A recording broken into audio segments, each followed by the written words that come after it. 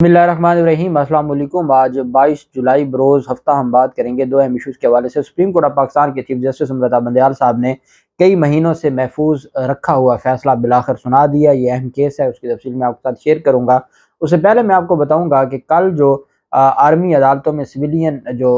Trial है उसके खिलाफ दरखास्तों पर जो समाअत थी उसका 4 सफ़हात पर मुश्तमिल फैसला जारी कर दिया है।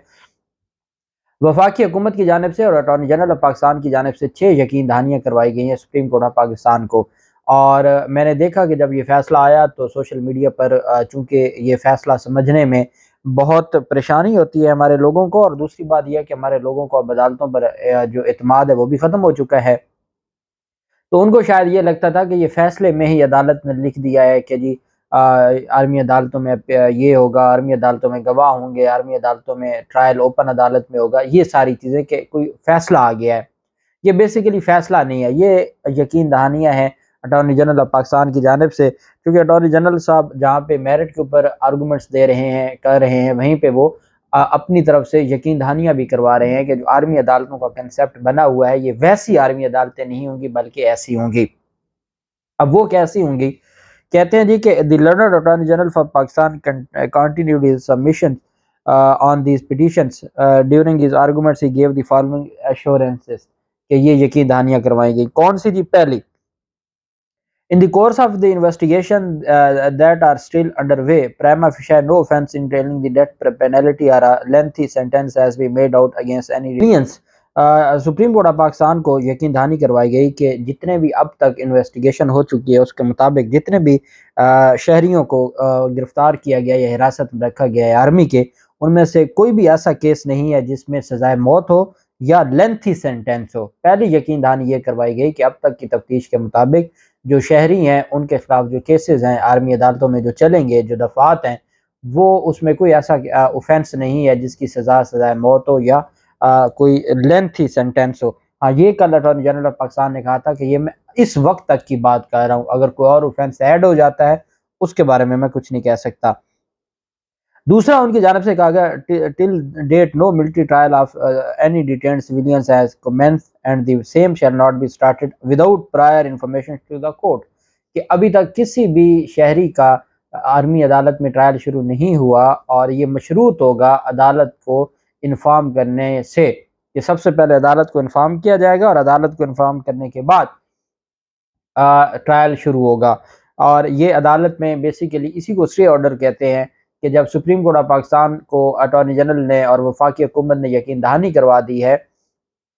कि आर्मी अदालतों में इस वक्त तक कोई ट्रायल शुरू नहीं हुआ और तब तक ट्रायल शुरू नहीं होगा जब तक अदालत को इन्फॉर्म नहीं किया जाएगा। इसका मतलब यह है कि अदालत सुप्रीम कोर्ट ऑफ पाकिस्तान को इन्फॉर्म किए बगैर ट्रायल शुरू नहीं होगा। उसके बाद तीसरा है the accused civilian shall have the right to appoint private counsel of their own choice for their defence. कि ये भी अटॉर्नी जनरल ने यकीन दहानी करवाई कि जितने भी मुल्ज़मान हैं वो अपना जो वकील है, प्राइवेट वकील है, उनके पास ये अख्तियार होगा कि वो अपनी मर्ज़ी का अपना वकील हायर कर सकें और आर्मी अदालतों में ट्रायल के लिए वो अपना वकील हायर करें और आर्मी जो कोर्ट्स हैं उनमें अपना मुकदमा लड़ सकें। तो ये पहले नहीं होता था और आर्मी अदालतों में ऐसा नहीं होता कि आप प्राइवेट वकील करें। तो ये भी यकीन दहानी करवाई गई कि जो प्राइवेट वकील है वो भी करने की इजाज़त दी जाएगी। चौथे नंबर पर family members and legal team of the accused civilians shall be allowed to attend the trial proceedings of the letter. के जो भी किसी शहरी का अगर आर्मी अदालतों में ट्रायल शुरू होगा तो उसके जो फैमिली मेम्बरान हैं और उनकी जो वकला टीम है, लीगल टीम है, वो अटेंड कर सकेगी उस प्रोसीडिंग को। और वो ओपन कोर्ट तो नहीं होगी लेकिन फैमिली मेम्बरान और जो आर्मी जो लीगल टीम है उस शहरी की वो अटेंड कर सकेगी उन प्रोसीडिंग्स को। क्योंकि आर्मी अदालतों में ऐसा नहीं होता और उनके ट्रायल का पता भी नहीं चलता कब शुरू हुआ कब ख़त्म हुआ, और सिर्फ सज़ा का, और सज़ा में भी रीजनिंग नहीं लिखी जाती। सज़ा में भी सिर्फ इतना लिखा जाता है कि जी किसी को सज़ाए मौत हो गई या किसी को 10 साल की सज़ा हो गई। उसमें रीजनिंग जो प्रिंसिपल है रेशियो डिसेंडाई का हमारे सिविल लॉ या क्रिमिनल लॉ में, वो यहाँ नहीं होता।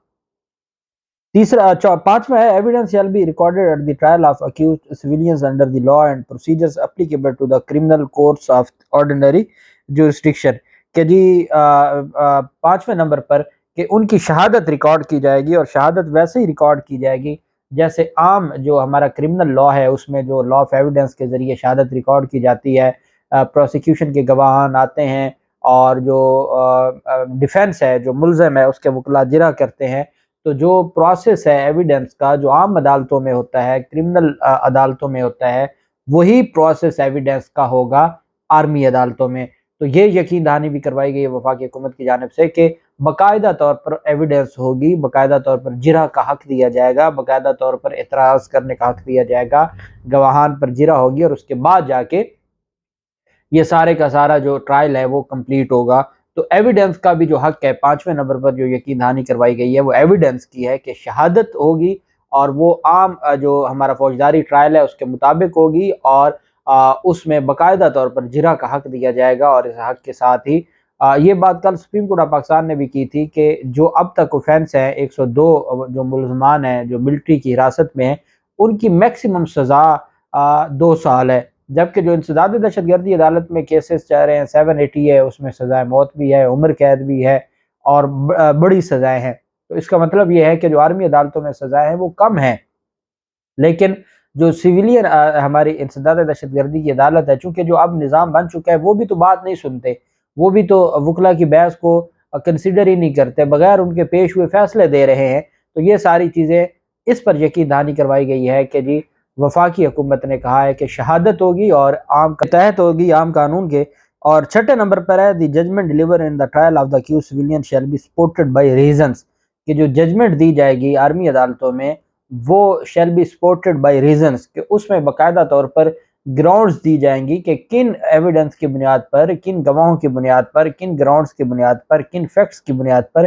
کس ایویڈنس کی بنیاد پر یہ سزا دی جا رہی ہے، باقاعدہ طور پر ریزننگ دی جائے گی اس ججمنٹ میں۔ یہ 6 یقین دہانیاں کروائی گئی ہیں وفاقی حکومت کی طرف سے۔ اب اس میں ایک اہم چیز تھی جو عدالت کی جانب سے پوچھی گئی تھی، وہ یہ تھی کہ کیا ان کو اپیل کا حق دیا جائے گا؟ اگر آرمی عدالت میں سزا ہوتی ہے تو اپیل بھی آرمی ہی کی اتھارٹیز کے پاس جاتی ہے۔ تو یہاں یہ سوال تھا کہ اگر تو آپ کوئی قانون سازی کریں اور اس قانون سازی کے ذریعے آرمی عدالتوں کا جو ٹرائل ہے اس میں اپیل کا ہائی کورٹ کو دیں اور پھر اس کے بعد سپریم کورٹ کو دیں، تو اس پر آپ کو قانون سازی کرنی پڑے گی، اور پھر جب آپ یہ سارا کچھ کر لیں گے پھر آپ کی اینڈ پہ آرمی عدالتوں کا کنسیپٹ کلیئر ہوگا، اور پھر عدالت آئینی جو ریکوائرمنٹس ہے اس کو دیکھے گی اور اس کے بعد پھر فیصلہ دے گی۔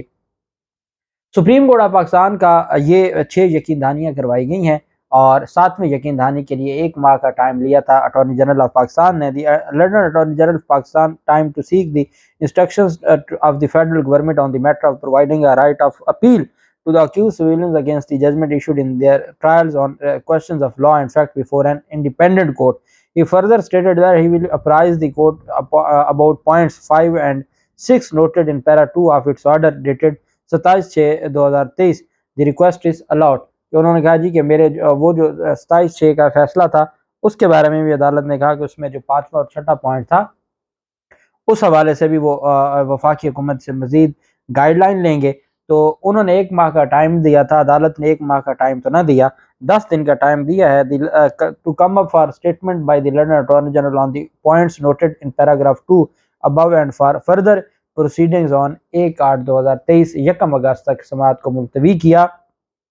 سپریم کورٹ آف پاکستان نے۔ اب supreme court of Pakistan basically وفاقی حکومت سے یہ یقین دہانیاں کروا رہی ہے، ان یقین دہانیوں کا کیا فائدہ ہوگا؟ کیا سپریم کورٹ آف پاکستان اجازت دے دے گی کہ آفیشیل سیکریٹ ایکٹ یا آرمی دفعات کے تحت آپ آرمی ٹرائل کر سکتے ہیں لیکن ان کنڈیشنز کے ساتھ، اور جو سویلینز کو ان کے فنڈامنٹل رائٹس ہیں، بنیادی حقوق ہیں، چونکہ کل اٹارنی جنرل آف پاکستان نے کہہ دیا تھا کہ آرمی ایکٹ کے تحت جو بنیادی انسانی حقوق ہیں وہ نہیں ملتے۔ اب کیا سپریم کورٹ آف پاکستان اس میں بنیادی حقوق دے کے آرمی عدالتوں میں ٹرائل کی اجازت دے دے گی؟ اور پھر اصل سوال یہ ہوگا کہ جج چونکہ